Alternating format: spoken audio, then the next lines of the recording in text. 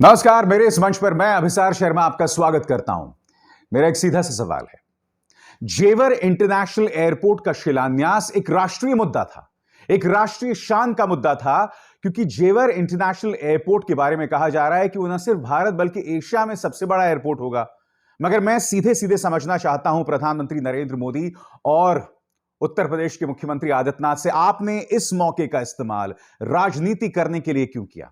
और सबसे शर्मनाक बात, इस मौके का इस्तेमाल किया गया जिन्ना मुजफ्फरनगर दंगों का जिक्र करने के लिए। मैं आपको बतलाना चाहूंगा दोस्तों, समाजवादी पार्टी नेता अखिलेश यादव ने करारा हमला बोला है भारतीय जनता पार्टी पर जेवर इंटरनेशनल एयरपोर्ट को लेकर। उन्होंने तंज किया है कि आखिर जेवर इंटरनेशनल एयरपोर्ट को भी तुम्हें बेच ही देना है तो बनाने का क्या फायदा। और मैं आपको बताता हूं ऐसा किस लिए बोल रहे हैं। जैसे कि आप इस खबर में देख रहे हैं दोस्तों, लखनऊ एयरपोर्ट को प्रधानमंत्री नरेंद्र मोदी ने, यह कहा जाए बीजेपी सरकार ने, अपने परम मित्र गौतम अडानी को बेच दिया था। और यह तो हो ही रहा है दोस्तों। पूरे देश में तमाम एयरपोर्ट्स को प्रधानमंत्री नरेंद्र मोदी अपने परम मित्र गौतम अडानी को बेच रहे हैं। और यही वजह है दोस्तों, यह खबर 2 दिन पहले आई थी कि गौतम अडानी अब देश के सबसे धनी व्यक्ति हैं और उन्होंने मुकेश अंबानी को पीछे छोड़ दिया है। बताइए साहब, मुकेश अंबानी साहब, तमाम गोदी मीडिया उनकी जेब में, फिर भी सबसे धनी व्यक्ति ना हो पाए। तो मैं आपको बतलाना चाहता हूं दोस्तों, अखिलेश यादव ने किस तरह से करारा हमला बोला कि जब बेच ही देना है तो बनाने का फायदा क्या। ये कैसे भारतीय जनता पार्टी के लोग हैं? एक तरफ तो हवाई अड्डा बेच रहे हैं, दूसरी तरफ हवाई अड्डा बना रहे हैं। बताओ, आप इनकी बातों पे भरोसा करोगे कि नहीं करोगे? कौन भरोसा करेगा इन पर? ये सरकार का हवाई अड्डा बिक गया।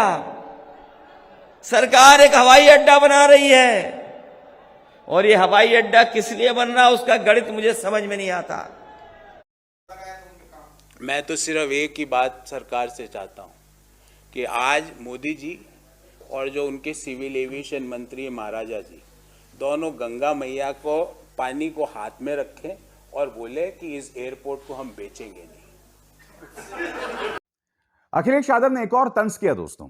आपको याद है प्रधानमंत्री नरेंद्र मोदी का वो वादा कि हवाई चप्पल पहनने वाले जो हैं वो सफर करेंगे अब हवाई अड्डे में या हवाई विमान में। याद है कि नहीं? आज अखिलेश यादव ने दोस्तों करारा तंज किया है प्रधानमंत्री नरेंद्र मोदी पर कि आपने तो ऐसा वादा किया था कि गरीब भी अब हवाई विमान में जो है सफर करेगा। क्या हुआ तेरा वादा? अखिलेश यादव क्या कह रहे हैं, सुनिए। मुझे वो समय याद आया जब भारतीय जनता पार्टी के लोगों ने कहा था कि ये गरीब हवाई चप्पल पे चलने वाला हवाई जहाज पे चलेगा। बताओ हमारे गरीब भाइयों, कितने लोग हैं जो हवाई जहाज पे चल लिए हैं? यही बीजेपी का नारा था कि हवाई चप्पल पहनने वाला हवाई जहाज पर बैठेगा। हवाई जहाज भी बेच दिए, हवाई जहाज जहां खड़े होते हैं वो एयरपोर्ट भी बेच दिया। और जो हवाई जहाज के गणित समझेगा वो सोचेगा क्या गणित है हवाई जहाज का। जितने भी एयरपोर्ट बने हैं सब घाटे में हैं। दिल्ली का एयरपोर्ट कई हजार करोड़ में घाटे में है। जो हमारी सरकारी हवाई जहाज यात्रा करने वाली एयरलाइंस वो घाटे में। दोस्तों मैं आपको बतलाना चाहूंगा कि कल संजय चौहान जो कि एक नेता हैं, अब अखिलेश यादव के साथ जुड़े हुए हैं, उन्होंने एक विशाल रैली का आयोजन किया लखनऊ के अंदर। और लखनऊ के अंदर इस आयोजन में अखिलेश यादव जो हैं उन्होंने आरक्षण का भी जिक्र किया और किसान का भी। उन्होंने कहा कि बड़े बड़े दावे किए जा रहे हैं नौकरी देने के, और कहीं ना कहीं उन्होंने इसे आरक्षण और इस बात से भी उसका जो है लिंक कर दिया कि किसानों को आखिर क्या फायदा होगा। सुनिए। अगर सरकारी संस्थाएं बिक जाएंगी तो कौन देगा आरक्षण? कहां मिलेगी नौकरी? कहां मिलेगा रोजगार? बड़े बड़े विज्ञापन अखबारों में छपते हैं कि ये दमदार सरकार है, दमदार सरकार है। बताए दमदार सरकार हमारे किसानों के लिए क्या कर रही है? बताओ हमारे किसान भाइयों, यहां आए हो आप लोग, अपने संसाधन से आए, किसानों को कौन सी मदद सरकार कर रही है? यही भारतीय जनता पार्टी के लोगों ने कहा था कि किसानों की आय दोगुनी कर देंगे। आप तो गांव के रहने वाले हो, खेत में मेहनत करते हो, पसीना बहा करके फसल तैयार की। बताओ धान की किसी को कीमत मिली है कि नहीं मिली? बताइए। धान खड़ा खड़ा ऐसे ही बर्बाद हो गया। दोस्तों, अफसोस की बात यह है कि मैं आपको बतलाना चाहूंगा कि जेवर इंटरनेशनल एयरपोर्ट कहने को राष्ट्रीय शान का मुद्दा है, मगर बीजेपी नेता और बीजेपी मंत्री लगातार ऐसी हरकतें कर रहे हैं जिससे देश का सिर नीचे हो रहा है और भ्रामक बयान दिया जा रहा है। मसलन मैं आपको बताना चाहूंगा, अमर उजाला में 3 खबरें छपी और 3 अलग अलग आंकड़े कि जेवर इंटरनेशनल एयरपोर्ट से कितने लोगों को नौकरियां मिलेंगी। एक आंकड़े में शायद 1 लाख, एक में 7 लाख और एक इसी तरह से कुछ बढ़ा हुआ आंकड़ा बताया गया था। मैं यही तो समझना चाहता हूं कि बीजेपी कर क्या रही है, और मैं आपको बताता हूं दोस्तों। ये देखिए, राज्य के उप मुख्यमंत्री केशव प्रसाद मौर्य जेवर इंटरनेशनल एयरपोर्ट का प्रचार कर रहे हैं, और ये जो तस्वीर है वो चाइना के एक एयरपोर्ट की है।